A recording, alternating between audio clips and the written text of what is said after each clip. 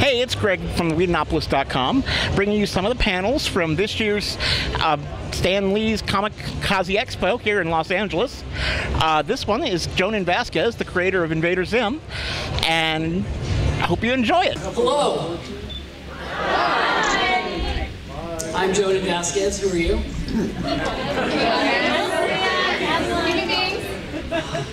Big fans. I see these two people at every convention I go to. And it doesn't matter where in the world I am. Where do you live? Where were you? Are you guys from San Diego? Or where? Oh my God, where are you from? Long Beach. You go from Long Beach to like all the other places I've been to? I'm just going to talk to them the whole thing. Because I feel we should, we've met so many times. Hi, I was supposed to have a guy up here with me, but he's unable to come, so I have nothing to talk about, but I would really love to not open it up to questions, because if anyone has ever seen questions asked of me, it's a horrible thing. It's one of the worst things. We can talk about how horrible questions are. Or you can ask questions and we can just rate them based on how horrible they are. Because they will be horrible.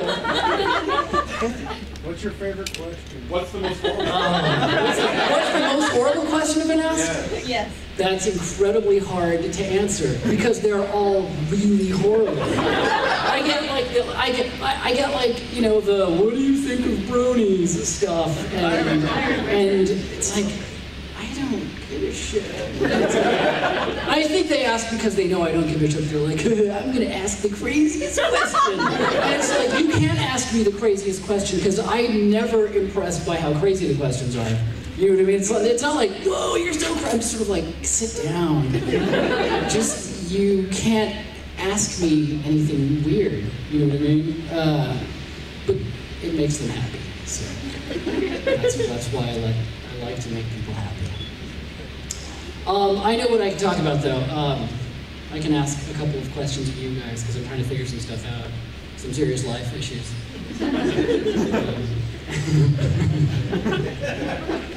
No, last time I was at Comikaze, I was talking, well, my friend Ben of Titmouse was here. I had a panel with the Titmouse guys, Titmouse Animation.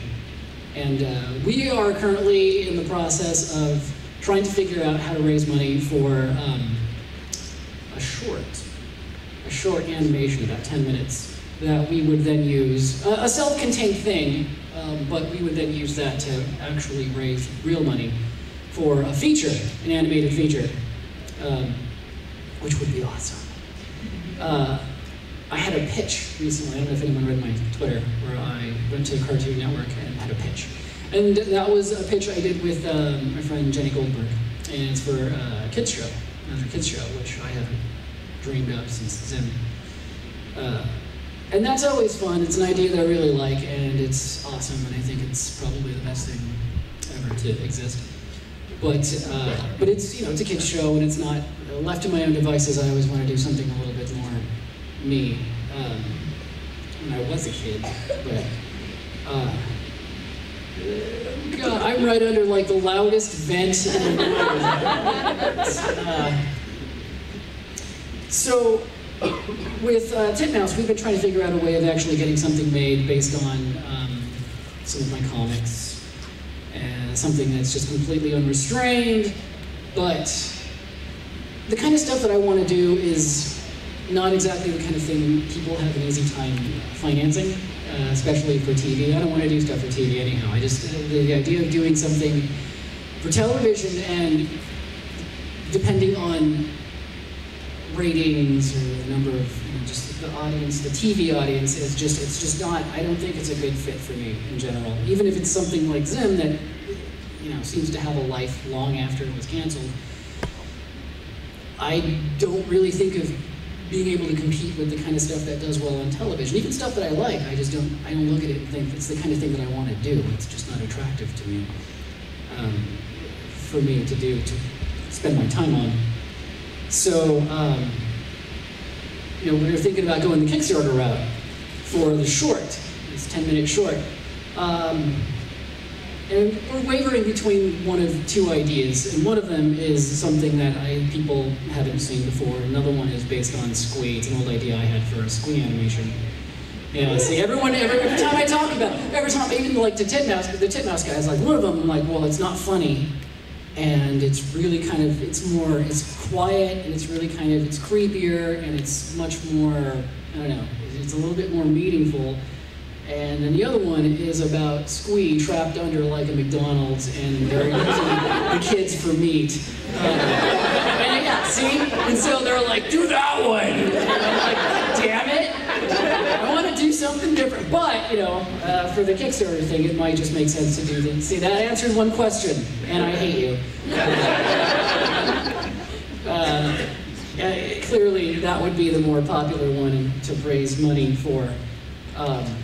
I wanted Ben here because things sounded much better coming from someone else that are you know, that I don't want to say. Like the budget that they came to is, I'm just always the worst person to gauge how much to charge for things, whether it's like a painting or like I don't sign for autographs. I'm like the last guy to say I'm worth this much, depending on the situation.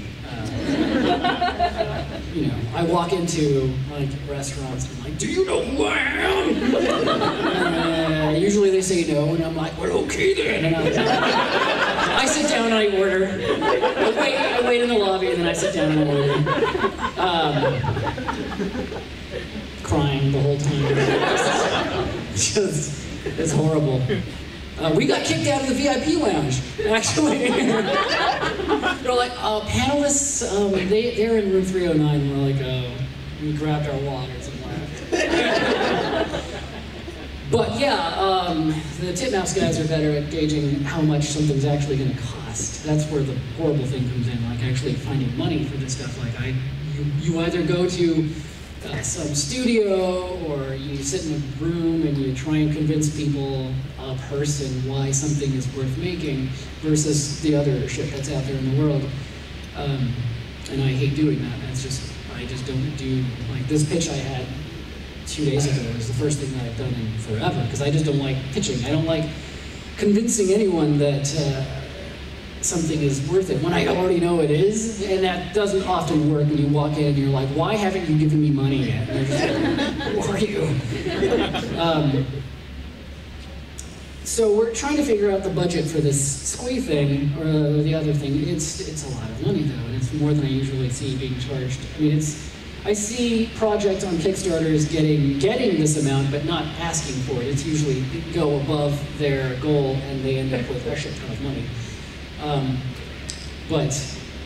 So we're actually trying to figure out how to get this up and running within the next month, and I hope that goes okay, because it would be really awesome to be able to take that and show it to actual investors, because for the feature that we're actually trying to get up and running, that's millions of dollars. And that's not a big deal when you think about any other feature project, but you know, $5, $6 million. It's cheap, but it's still a lot of money. So the quality of this short that we probably want to put together on Kickstarter needs to be like really up there. So I just don't know, do people put money into things? Do you guys put money into things? Yeah. Is that a thing? I've seen the weirdest things on Kickstarters make a lot of money, and I don't understand most of them.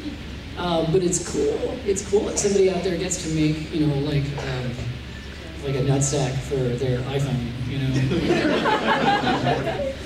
Were you going to ask a question? When I said no questions? No, I'm going to tell you that you should do the meaningful one, and then include like a two-frame filler bunny animation. And now I'd like to show you this flip book. Yeah. You get the gimmick money and like the real money. I should put a Kickstarter up for $200,000 or $300,000 to finance a two-frame flip book. So you can have that bite you back, and they'll say, "We want to do a filler bunny show."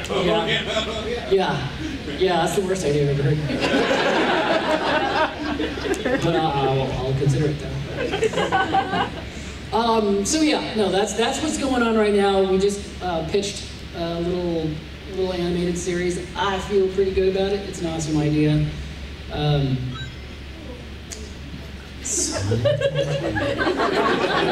Whose ringtone? Was that your text?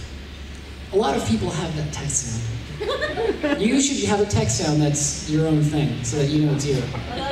Everyone should have their own customized text sound. Never use presets, because that's just sad. That says that the people that some corporation knows what you want, and you're like, I agree with you. Mine is a motion tracker sound from Aliens that I sampled from the movie. So every time I get a text, it goes, wee wee. It's not funny, it's badass. Because it means there's an alien nearby. Maybe people should line up so I can ask them questions. Let's do this in like the reverse way. Oh, we've got a microphone. Do people want to line up and not ask anything? If anyone has questions, just start lining up and we'll kind of get to them as it comes. Nobody. Nobody. We're shy. Somebody has a question. What up, Oscar? How's it going, bud? So, did you already start telling these fine people about what we talked about with maybe Titmouse collaboration? Oh, I thought you meant the thing about the rash. Another thing. We keep that to ourselves. Oscar has an unfortunate rash. And, You're killing my game for this weekend, dude. yeah. Makes his pants fit real weird. Oh, real good. All right, we have, okay, now remember what I said earlier about questions. We have two people here, a couple of people who are going to ask questions. Regardless of what they ask, just know it's going to be horrible. They're going to be terrible questions. Just a couple of guidelines first. Don't ask questions about things and avoid vowels. And the Power Rangers one too. That one's overused. May I use interpretive dance? Yeah, what?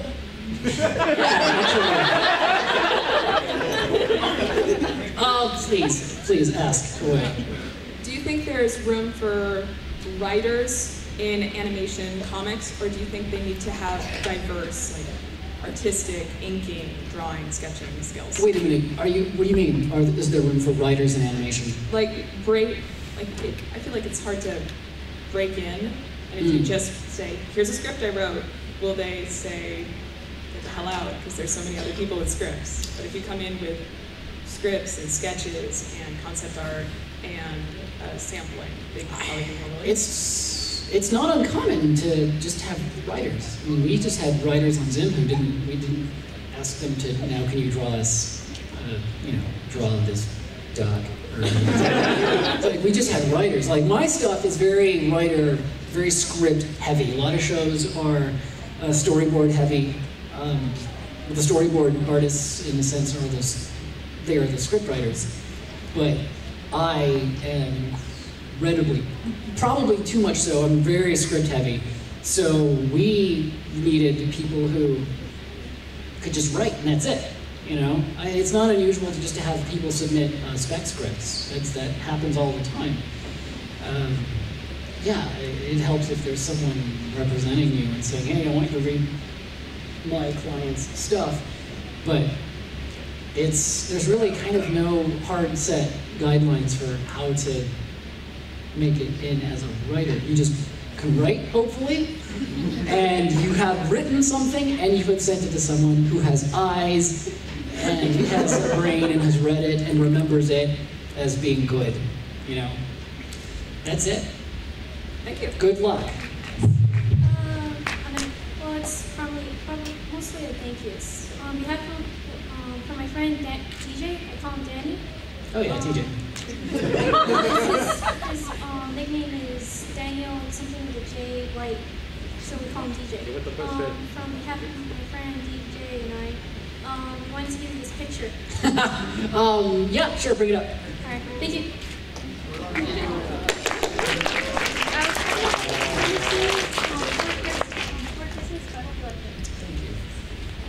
It's like a Santa movie. I thought for a second that he was standing in a grate, but he's kneeling on it. Because his legs are skinny, he would fit through that grate. Yes. Hi. Do you find it easier to make something for children or more mature audiences? You know, the trouble with a lot of my stuff is it seems very kind of on the surface childlike. And so people, when I'm trying to get something made, I think people, who are executives or whatever, they might see it as being, it looks like a kid's show, so they're like, oh, you did a kid's show. Let's talk about doing the kids show. And most people, when I get approached by like animation studios, it's for kids show stuff. It's in terms of being able to come up with stuff, I can come up with all kinds of things. I mean, I just can't help it, whether it's for little kids. Although when I sit on it long enough, it stops being for kids. As the more I think about something, the more I'm like, God, it'd be funny if like the joke could go a little further. So instead of just crying, this kid's head just explodes. Yeah, you know, but in terms of the stuff that I think about, I don't sit around thinking about little kids stuff, you know what I mean? Which is why, you know, I mentioned earlier that a lot of the questions that I get are, you know, what do you think of brownies? And it's like, my brain doesn't think about that shit at all. I mean, I think about it in terms of like, how interesting that this exists, and then I stop thinking about it and think about other stuff, which is not kids stuff. Most of the ideas that I have are, I wouldn't say incredibly adult, they're just kind of absurdly adult things that seem almost childlike in their approach. So I have, my brain hasn't changed a whole lot from when, I stopped at like 11. So I've grown up since then, but in terms of what I like, it's stayed kind of around there. So, you know, it's, you know, still robots and monsters and stuff, but now, you know, sometimes the robots are like fucking each other. So yeah. Thank you. Hi. Hello. So my question is, have you ever thought, because you were talking about how you were thinking about making like animated comic strip or something like that, have you ever thought of making a Johnny the Homicidal Maniac animation? Yes. Usually not. Usually for most of my entire career, I've never said that. I never thought of it as anything other than a comic. People were always, since the comic came out, coming up to me and saying, hey, we're from so-and-so, we want to talk about making an animated movie or something, or just a live-action movie based on Johnny. And the stock answer that I told, because they would call up Dan Votto, Slave Labor Graphics, who was publishing, and still does, Johnny. And eventually he knew just to kind of go, no, it's just, you know, he's not interested, I'm not interested. And a couple of years ago, I'd say about 3 years ago, is it 3 years ago, when I started talking, some people came to me again, and they wanted to do a live-action Johnny movie. And they had done actual things. They had produced actual movies, and, you know, some questionable stuff, other stuff was like, whatever, but they were genuinely interested. And I met with them, you know, people like taking you out to like restaurants, and like, hey, we want to talk about it. I'm like, you know, and I'm just like, no, thanks. Because they pay, they buy. And I told them the usual thing, not interested. I always like talking to people who, you know, I like hearing what people think they can do with it, but just no. And then they contacted me again, and they said, yeah, I know that you're not all that interested, but, you know, we still really like what you do, and da-da-da-da. And they were really persistent, and over the course of these meetings, I couldn't help but think, what would a Johnny movie be?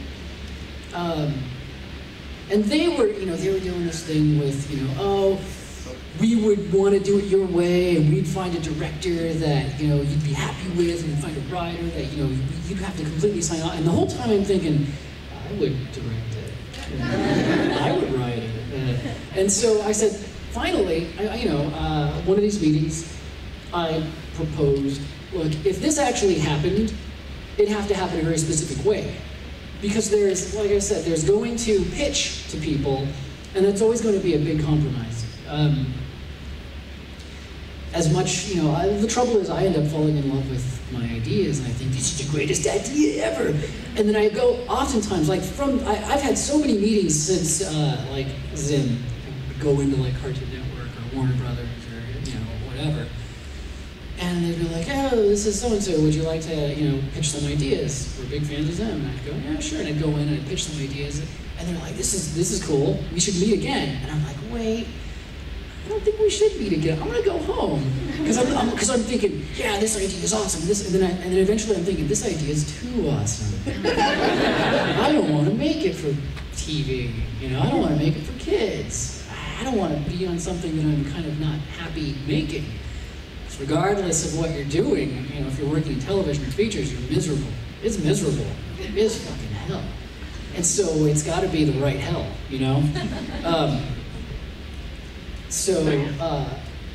I told these people I wanted to make the Johnny thing, here's how I would want to make it. And it wouldn't be live action, because that's just too weird. It's just too, maybe someday in the future when I'm like, here, make a thing, but make it animated so it's closer to what people are used to, so you don't have that. You're already going to have a jump to them having to go, that's not his voice, but at least it'll look, for the most part, like what people remember. And since, from that day, it's kind of been like a sincere discussion on how to get something like that made. Because suddenly I was interested in my own idea. A thing that I didn't think of as animation, I thought of as a comic book for the most part. I was thinking, well, it wouldn't be the comic book. That's when it became interesting to me. It's like, don't make the comic book. Don't make it's like The Watchmen. I've said this before, where it's like, I like The Watchmen. I love the comic book. And then I go to the movie and I'm like, yeah, it's all right, but that's just the comic book. It's like, I'm bored. Like they're literally reading lines from comic books when people don't talk like that. It's like, that works in a comic book, but I don't want to hear people just reciting a comic in a very pretty, very slow motion movie. Too much slow motion. He uses too much slow motion. It's like a half an hour of movie. And then it's slowed down to like 3 hours. So long answer for short, what should have been a short answer. Yes. and that's part of what this Kickstarter thing was kind of about.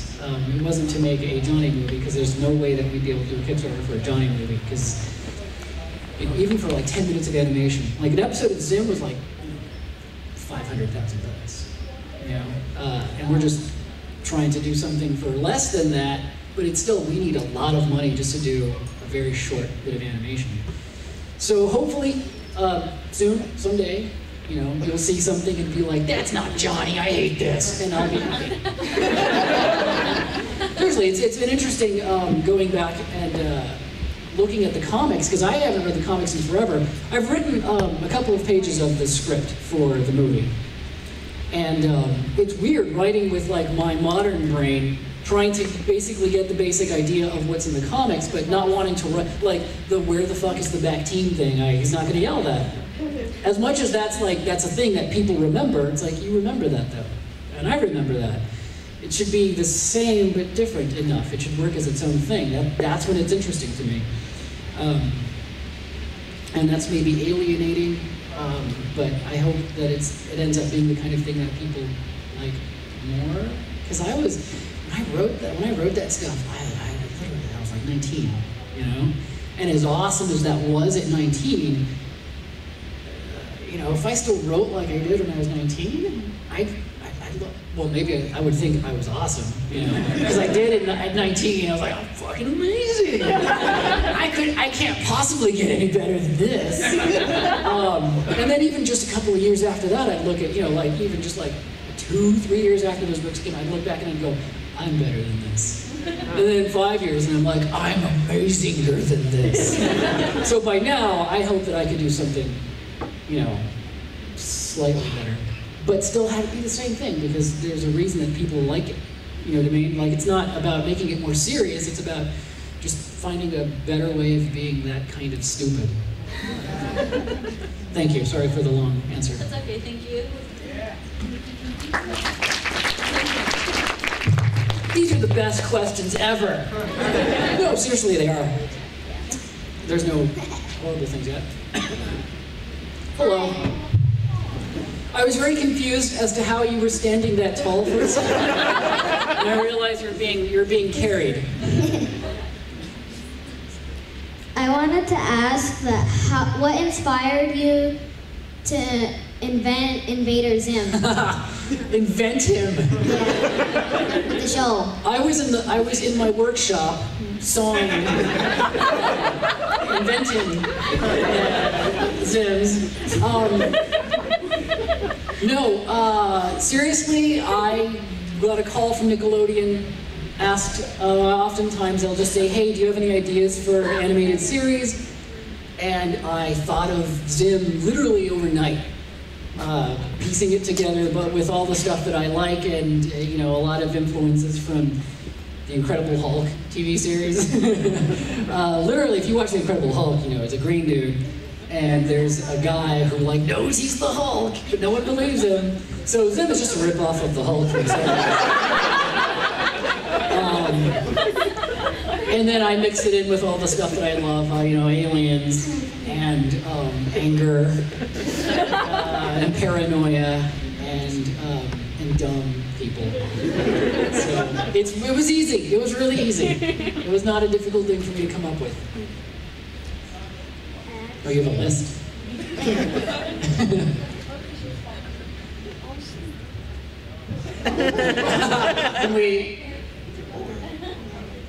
I actually wanted to say that. Thank you.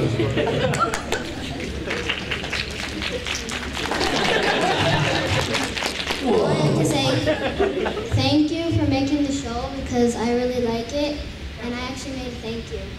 Oh, yeah, great. Thank you very much, Caroline. Thank you.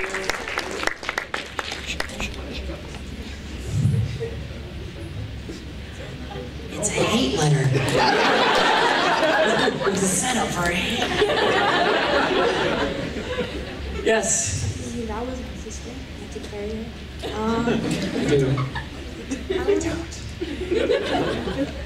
I wanted to ask if there was anything in particular that inspired you to create Invader Zim, like the characters? The characters are all just kind of like little bits of me. They're all awful people. But in terms of what inspired it, really just my childhood, my life of being obsessed with that stuff. Everything I do is usually based on the kind of things that I grew up loving, and now I'm sort of thinking, I could probably maybe do that. And so Zim was literally I was obsessed with aliens. Just aliens and staring up at the sky and going, I wonder if there's an alien boy looking down at me.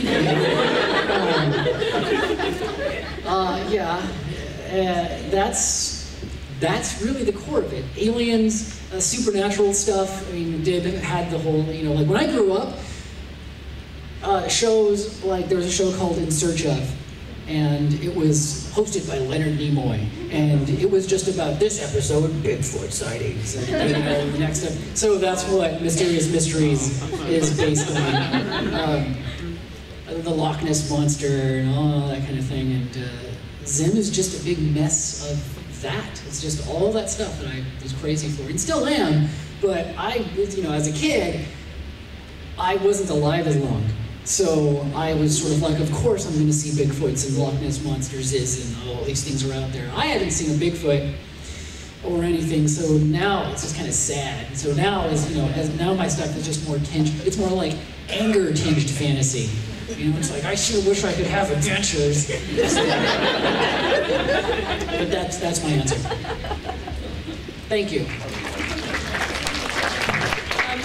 I My friend made some pictures based on kind of inspired by JTHM. Can I show you after the panel and have you sign them or something, friend? I think I've got a signing at some point later today. I don't know the exact time, but that would be the best time for that. It doesn't say on the schedule when, if that is. They're very organized.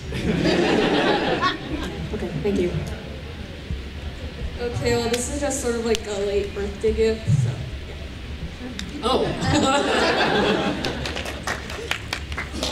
Thank you. Thank you very much.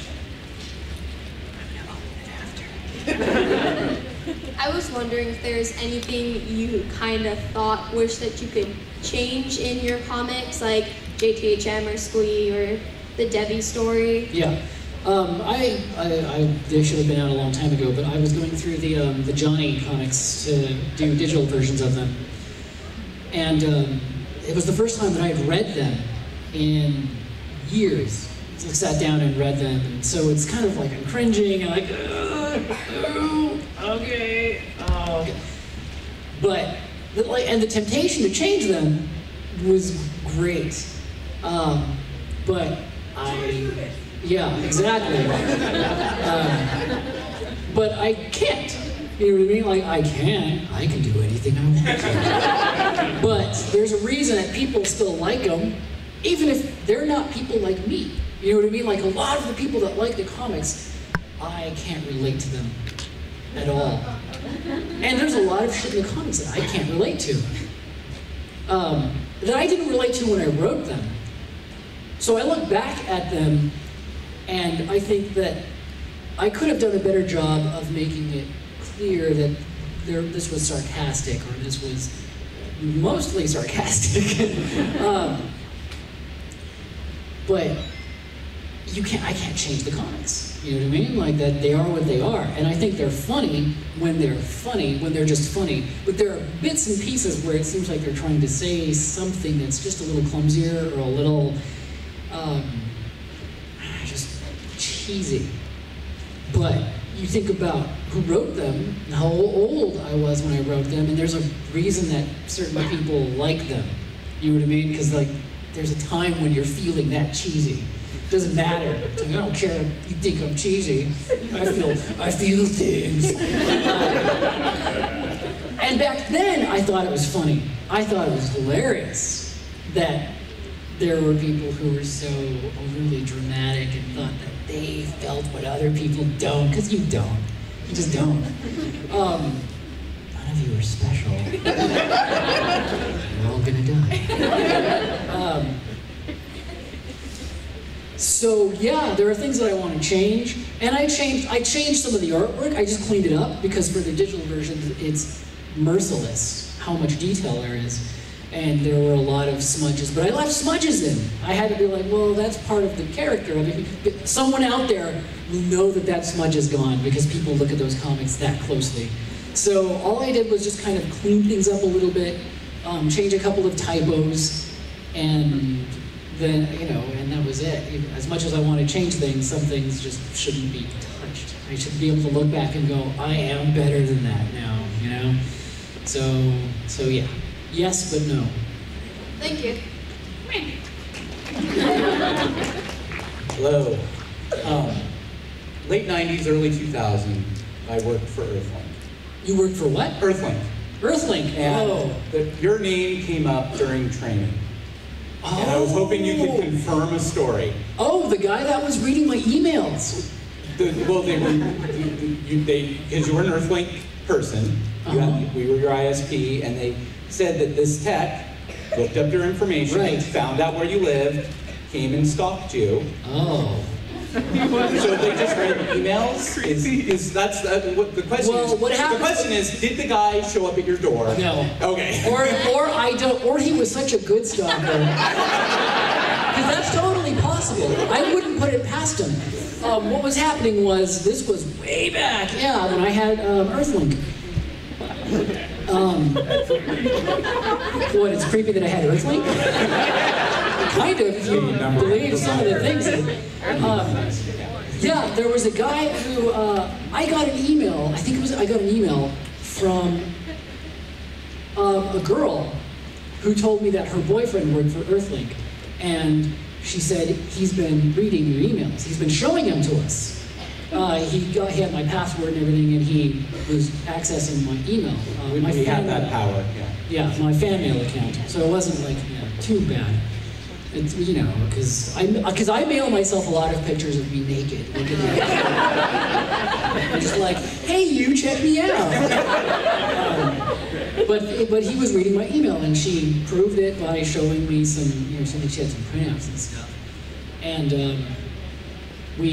I asked her for his phone number and his information, his address, as much stuff as I could.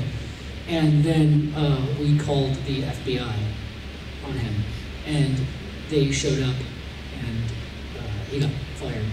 Right, yeah. But my favorite thing was before that happened, before they actually, they came to him, I called him. And I had a phone, I still do, I have a phone that changes your voice. So pitched it up, so that it was kind of like this weird, sort of effeminate, like child voice. And I think I called him up, and he was like, hello. This was before he knew he was busted. And I said, is this so-and-so? I forget his name. I said, is this so-and-so? He's like, yes. And I said, you've been doing something you shouldn't have. Except he's hearing, you've been doing something. He's like, what? Who is this? And I went on for a little while, alluding to like these things he's done. And I said, I just took a guess. I said, you've been reading people's emails that you shouldn't. And he's like, and then he's like quiet. He's like, who is this? And I'm like, how is it over there at? And I read his address.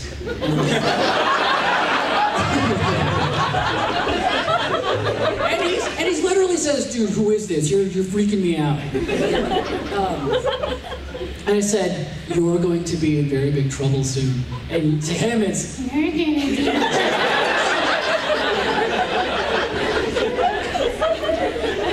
and I said, you need to stop what you're doing, but that's not going to stop you from getting in trouble. And I hung up, and then I found out that the FBI came, and they hauled him in, and it was like the scene from The Matrix, and they make his mouth go away. And he got fired, and that was the last I heard of it. I didn't keep up with it, because I just changed my email. But in terms of showing up at my house, I don't know. People have. That's the scary thing of using credit cards or going to anywhere and giving them a card. Because there's a moment where they'll be like, I just bought a TV at a Best Buy. And the guy's like, I thought it was you. And then he's like, I got my information, I've had people deliver things that normally would be delivered by FedEx guys, personally. They show up with the package themselves. And they're like, I wanted to bring this to you. And I said, I'm like, get out of my house. It's fascinating what people think is okay. What part of their brain they're missing that lets them think this is okay. No one's done anything awful aside from completely invading my privacy, but that's people like this. Thank you. Thank you. Speaking of things that are okay, if I give you a link, will you please read my dorky fan fiction?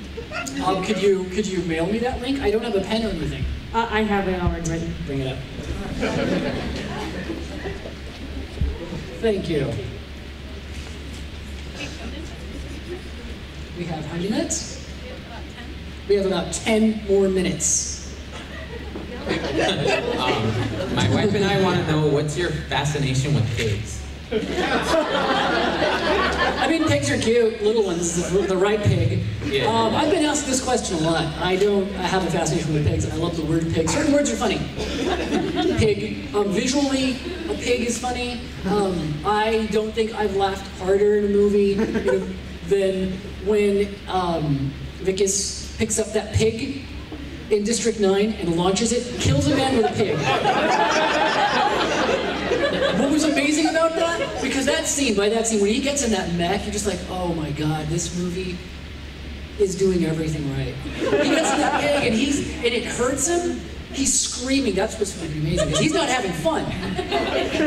Like, that's what I love about it. He's not having fun. It's not like, yeah, bro, woo. It's killing him. But he's like shooting guys, and he's just, he wants some of this, he wants. And then, just in the midst of all that chaos, he levitates a pig.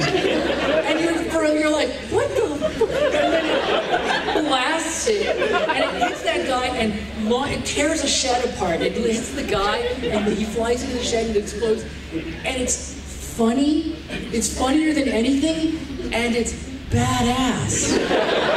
It's funny and badass at the same time. I'm just going, what am I feeling? A pig used in the right way is better than anything. And that's going to be on my headstone. And people are going to think I was like the creepiest person in the world. Oh, awesome, thank you. Yeah.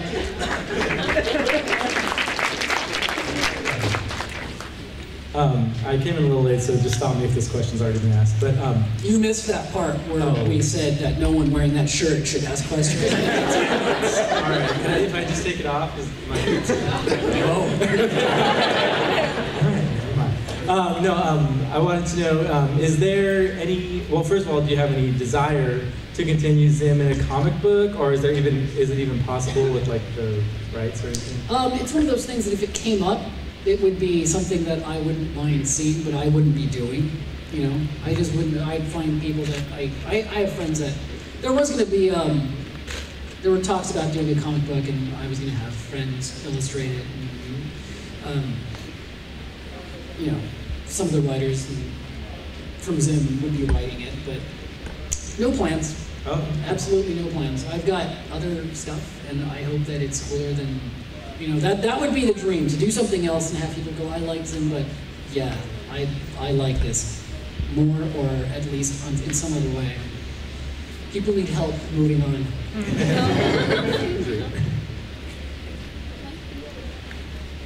You have 5 minutes to get this out of your head. Okay. So, I used to test video games at Vivendi, and one of the guys there told me that you stole his girlfriend. I stole his what? His girlfriend. I hear stealing girlfriend things all the time. You don't remember I want for one of them to be true because well, his name was Shane Inglefield. Shane Inglefield? He's the guy behind Waste, the music band. No, Shane Inglefield's a liar. I don't remember the name of the girlfriend, but he told me. Yeah, maybe if you said the girlfriend name, I'd be like, oh yeah, I knew her. You know, something about he owed you money or something like that. The definition of girlfriend is very loose. You know what I mean? So it's like, yeah, we did girlfriend. stuff. She was your girlfriend. No, it's not familiar, but I can't say it's true or not. I wish I remember her name, but it was a long time ago. I probably wouldn't remember her name. I'm gonna text her. Alright, thanks. Thank you. No question. I just recently published it. I want to give it to you. Thank you. Your sense of humor for sure. Thank you. Is that the last of the questions? Because we're done, I think. Okay, quick question. Hey, you asked things already. Ask again. Does anyone else have a question just to make her feel bad? Yeah, let's get. Hey, down. Yeah, no, take her spot. Shove her out of the way. People are so entitled these days. Oh, now we have to go through the come around. Okay, Derek. I just wanted to know, what's your favorite alien movie? What's my favorite what? Alien movie. Alien movie. 1 and 2 in equal ways. You know, I can watch Alien. It helps to watch any subsequent Alien-related movies and then go back and watch Alien 3 and you're like, yeah, that wasn't so bad, I guess. Alien 4 is garbage, god-awful. If anyone likes it, you're wrong. Prometheus is... How did you like it? Poop. It's stupid. It's stupid. I wasn't bored watching it, I give it that, because I was fascinated the entire time going, what the fuck? I would say that too. Yeah. But it's dumb. It's maybe the dumbest thing ever made. Heartbreaking. Yes. Thank you. Are we done? We have a minute. We have a minute and 29 seconds. Would you ever consider doing a continuation of John and Homicide? Yes. What I'm trying to do in animation is kind of tell, kind of a telling of the first books. The first books aren't even a story, though. You know what I mean? Like, there's implications, things are implied. It kind of has a place that it goes, but it's not the kind of thing that makes a movie. What I want to do is kind of deal with all the stuff in the first comics, clean things up a little bit, and then do 2 movies. Because I've had the story in my head for a long, long time, and there's some cool stuff, and we need to have people see it, but have them see the continuation as a different thing and not the comics. Just because I think it'd be awesome. Can't wait. Thank you. Last year. 1 minute. Last year you said you were working on some stuff for MTV. Whatever happened with that? Walked away from that. The deal was not attractive to me. They were very nice, and I have friends who are working with them, but it's actually what made me decide to go with like the Kickstarter thing, and sort of like I could actually just go straight to like the fans and have way more control over something that is going to be mine, and get to people much faster.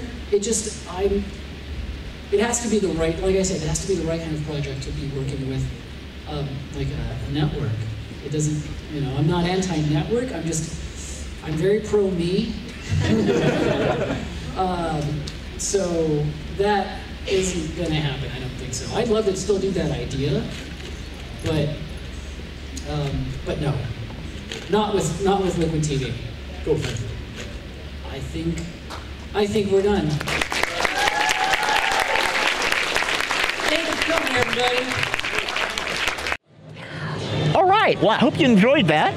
Again, if you want to see more videos like this, feel free to subscribe to our YouTube channel or visit us online at Whedonopolis.com.